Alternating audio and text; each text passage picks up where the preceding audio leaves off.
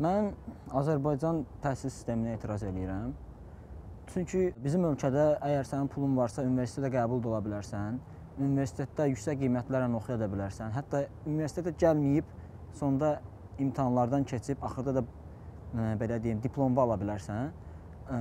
Pulu olmayan tələbələrin oxumağı və yüksək qiymətlər almağı çox çətindir. Bunlar gərək çox ciddi çalışsınlar.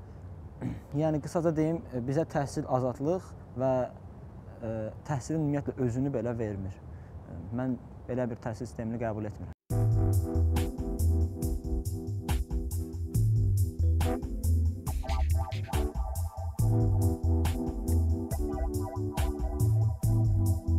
Axırıncı dəfə parlamentdə belə bir qanun layihəsi qəbul olundu ki, icazəsiz aksiya eləyən insanlara 5000 manatdan 8000 manata qədər cərimə olunsun. Bu təqribən 7000 dollardan 10000 dollara qədər bir çox fantastik və belə deyək, heç bir məntiqə sığmayan cəza tətbiqidir bu.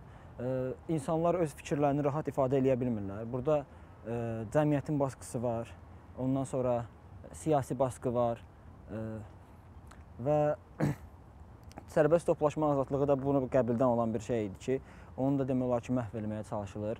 Biz, məsələn, insanlar aksiya eləmək üçün icazə alırlar, onlara Bakının çox uzaq bir nöqtəsində, səhralıq bir yerdə aksiya eləməyə icazə verirlər ki, hansı ki, orada aksiya eləməyin demək olar ki, mənası yoxdur. Çünki özün danışıb, özün eşidəndən sonra, öz fikrini başqalarına çatdırmaqda məhdudiyyətlər yaradılandan sonra o fikri ifadə eləməyin demək mənası yoxdur.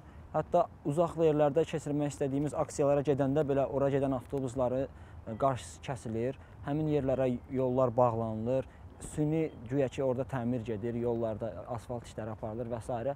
İnsanların toplaşmasına maksimum dərəcədə əngəl olunur və düşünürəm ki, ifadə azadlığının olmadığı bir ölkədə həm insanlar sıxılır, həm də həmin cəmiyyətin inkişaf etməsi qeyri-mümkündür və belə bir cəmiyyəti mən qəbul edə bilmirəm.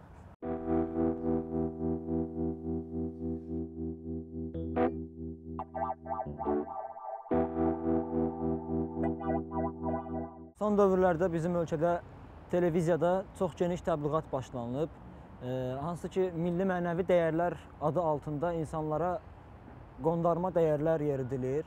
Bu dəyərlər mühafizəkarlığı təbliğ eləyir.